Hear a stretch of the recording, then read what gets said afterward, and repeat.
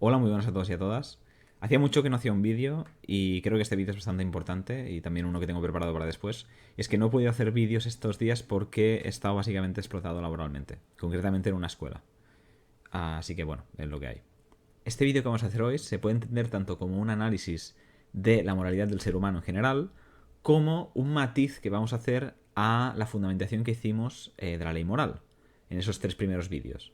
Y es que en el primer vídeo lo que vimos fue que nuestra conciencia es, entre otras cosas, una conciencia de libertad. Yo cuando tengo conciencia de mí mismo, cuando tengo conciencia de las cosas, es porque tengo conciencia de que puedo hacer una cosa o la otra. Es decir, que tengo una conciencia de libertad. Esto puede ser extendido muy ampliamente y es un tema realmente complejo, pero bueno, vamos a dejarlo aquí así simplemente. La idea era que concluimos que esta conciencia de libertad, si realmente lo que estaba haciendo era mostrar que nosotros teníamos una libertad de hacer una cosa, de hacer la otra, de pensar una cosa, de pensar la otra, de imaginar una cosa, de imaginar la otra, da igual, cualquiera que sea. La elección entre dos opciones. Pues si la conciencia de libertad era realmente así, como nosotros la comprobamos, tiene que haber necesariamente un deber moral que nos permita que tengamos esa conciencia de libertad.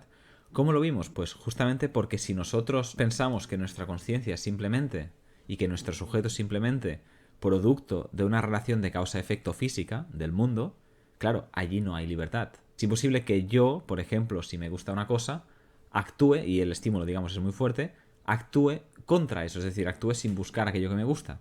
Es imposible sin el deber moral, pues, separarme de aquello que me determina materialmente. Lo que me permite el deber moral es separarme de eso porque cómo es el mundo, cómo se estructura el mundo físicamente, no es como debería de ser según la ley moral. Es decir, yo puedo actuar en contra de cómo es el mundo, en contra de cómo me determinaría el mundo si dejara simplemente una inactividad, puedo actuar en contra de ello en aras de, dijimos, construir un mundo mejor donde todas las personas sean tratadas como fines en sí mismos. Que eso era un poco el contenido de la ley moral que dijimos. Pues bien, esto es lo que vimos. Esta relación íntima, absolutamente esencial, entre la libertad y la moralidad. Entre tener libertad y tener responsabilidad. Entre que yo pueda ser consciente de mí mismo, ser consciente de mi libertad y, al mismo tiempo, que se me presente un deber moral, que tenga en mí una ley moral. Pero claro, si analizamos bien todo esto, vemos que puede llegar a ser incluso problemático en algún sentido. Yo cuando analizo mi conciencia, que digo es en parte una conciencia de libertad, veo en verdad que hay dos grandes elementos, ¿vale? Uno es, y esto sigo la filosofía de Fichte, para analizarlo, uno es el yo, la actividad, lo que actúa, ¿vale? Esta libertad que yo atribuyo. Y la otra parte es el objeto, las condiciones materiales, ¿no? Las sensaciones, aquello que me determina, aquello que no puedo yo cambiar de forma directa al menos. Dicho en otras palabras, la conciencia siempre es un desdoblamiento entre sujeto y objeto. Al sujeto le atribuiríamos esta libertad y al objeto no. Pero si yo voy más lejos que todo esto y me pregunto, ¿cuál es el fundamento último de mi conciencia? Aquí nos dice Fichte, de hecho, que puedo escoger entre el objeto o el sujeto, yo o la cosa, lo que me determina o la actividad que puede determinarse, a ella misma actuar de una forma. El problema aquí es que como estamos hablando del fundamento último, es como la premisa principal de todas, es la primera premisa y no puede tener un fundamento anterior a este. Con lo que nos encontramos que no tenemos razones teóricas para escoger una cosa o la otra. Y, bueno, diréis, bueno, estás aquí ya haciendo, divagando cosas filosóficas que no tienen sentido. No, tiene una real correspondencia con la realidad, ¿vale? Estamos hablando aquí, por ejemplo, de que el cientificismo, el hecho de creer que todo conocimiento es científico y que, por tanto, desde una cierta idea cutre de la ciencia, hay que decir, y que, por tanto, todo lo que podemos conocer se puede medir, se puede calcular, es material, etcétera, etcétera, es extensión, ¿no? En última instancia. Esta idea lo que hace, por ejemplo, es que entendamos nuestra, por poner un ejemplo, nuestra depresión, ¿vale? Como un seguido de conexiones químico-neuronales, segregación de serotonina, etcétera, etcétera. ¿Vale? Como una cosa de neurotransmisores que nada tienen que ver con mi libertad. Es decir, lo que determina al final cómo a mí me aparece el mundo, cómo mi conciencia se estructura, no es mi libertad de alguna forma, sino que es los objetos, las cosas. Y yo al final, cuando pienso que soy libre en una cosa, en verdad es una falsa conciencia, es un engaño, porque detrás de ello hay una serie de causas físicas de las que no puedo escapar que me hacen presentarme en la conciencia como se me presenta, como, no, yo es que puedo escoger decir esta cosa o esta otra, pero en realidad si tú miras todos los recuerdos, todo lo que te está determinando tu conciencia, tú estás determinado a decir eso o decir lo otro. En cambio, si entendemos el sujeto no como una máquina, no como algo puramente material en este sentido, sino como algo potencialmente libre, podemos entender la depresión no solo desde ahí, sino entender que alguien puede haber llegado a una depresión porque ha llegado a la conclusión, racionalmente, de que la vida no tiene sentido, por lo que sea. Y a partir de esta conclusión ha hecho ciertas decisiones, que esas decisiones libres le han llevado a unas ciertas situaciones que le han dado menos sentido a la vida y al final, bueno, pues se mete en un hoyo en el que ya no puede salir. Ese hoyo, ciertamente, tiene una correspondencia con las conexiones químico-neuronales. Pero eso no implica que lo que está causando todo esto sean las conexiones químico-neuronales, sea la cadena física de causas. Eso es arbitrario, eso es lo que queremos decir aquí. Que al final decidir si el principio último de mi conciencia es la libertad o es la cosa, es la física, es lo que me determina, es puramente arbitrario. Pero es que hay una inclinación, como veremos, a creer o a querer creer que este fundamento último es el objeto, es la cosa, que no hay libertad, básicamente. A fin de cuentas, si tendemos a pensar el ser humano así, no quiere decir que lo pensamos absolutamente así, ¿de acuerdo? Simplemente tendemos a pensarlo así, vemos que no es posible un acto desinteresado, por ejemplo. ¿Por qué? Porque el acto desinteresado justamente deja de lado las inclinaciones sensibles que uno tiene. Deja de lado, por ejemplo, si a mí me gusta hacer X y esa X es inmoral, pues de hacer eso. Es decir, puede elevarse el acto desinteresado a la cadena causal física. Desde una perspectiva determinista, nosotros solo podemos responder a estímulos sensibles. Y si buscamos las condiciones de posibilidad de los discursos de las personas, esta mentalidad es lo que hay detrás realmente de la gente que niega el deber. De la gente que niega su agencia moral, de la gente que niega sus responsabilidades. Es decir, ¿qué hay detrás de todo ello? Que niegan la posibilidad de que pudieran haber actuado de otra forma. Y es que, ya lo vimos, la libertad y el deber moral están íntimamente relacionados. Sin deber moral no hay libertad, sin ley moral no hay libertad.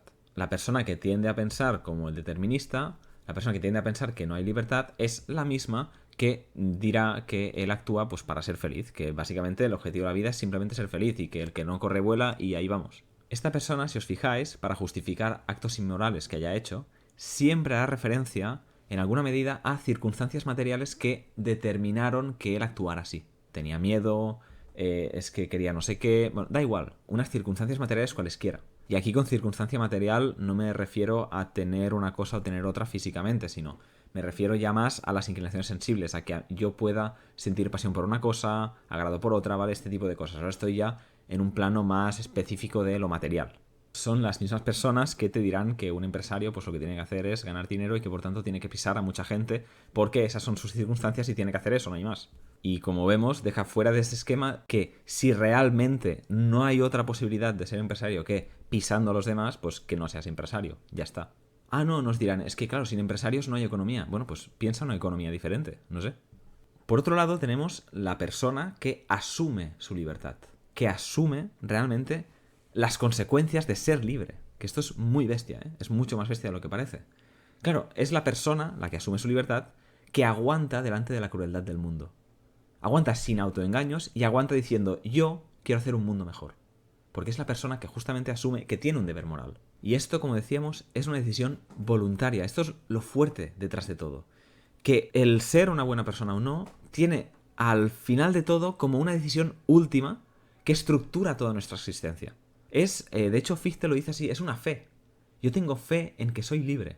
Y no puedo tener otra cosa que una fe, porque no hay un fundamento teórico que me diga que esa libertad que yo pensaba que tenía sea cierta.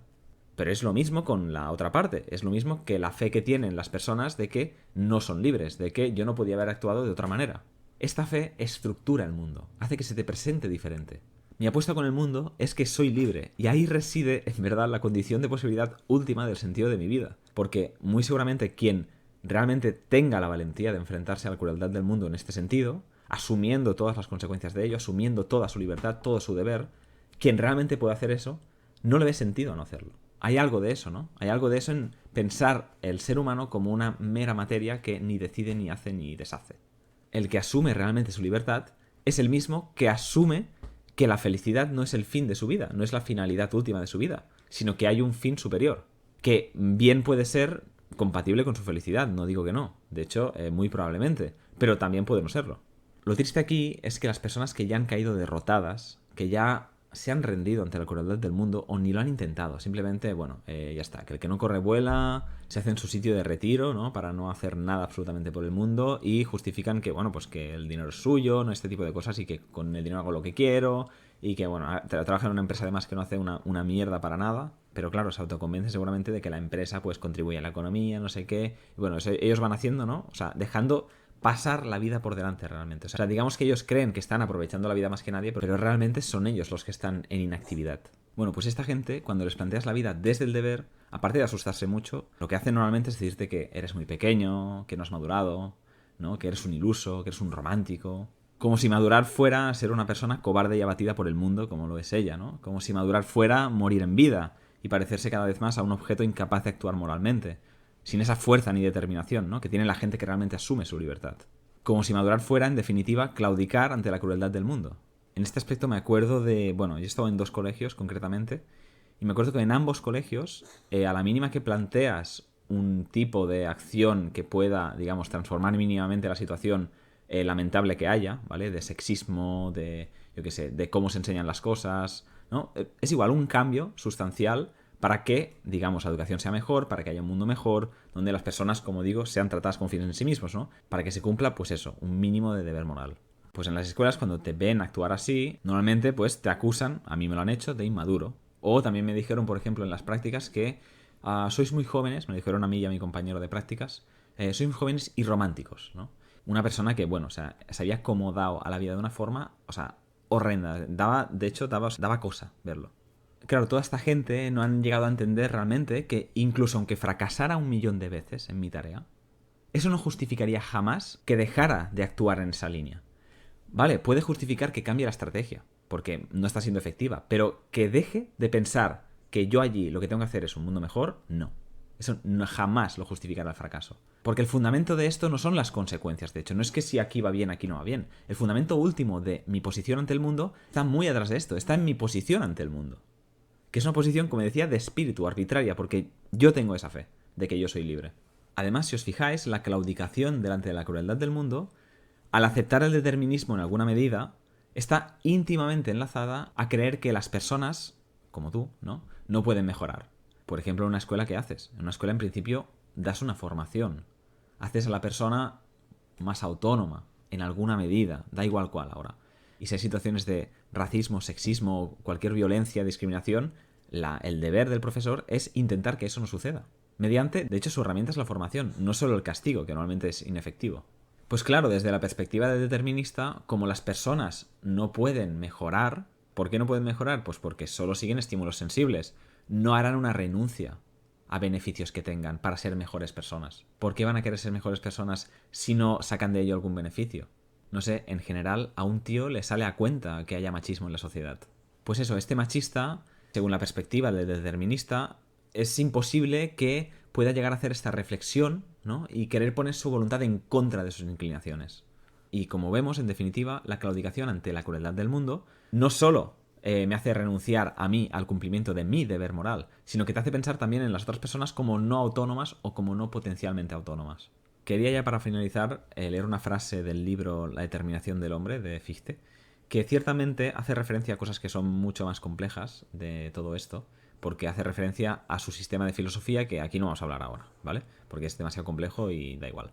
Pero que plasma muy bien todo lo que estoy intentando decir aquí respecto a esa decisión, ¿no? Entre la libertad o la no libertad.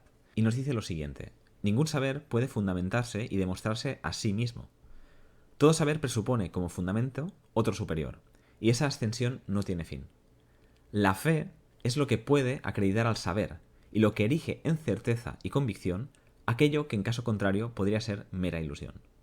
Y bueno, podríamos pararnos aquí a comentar la cita durante horas, pero lo vamos a dejar aquí. Muchas gracias por escucharme y nos vemos.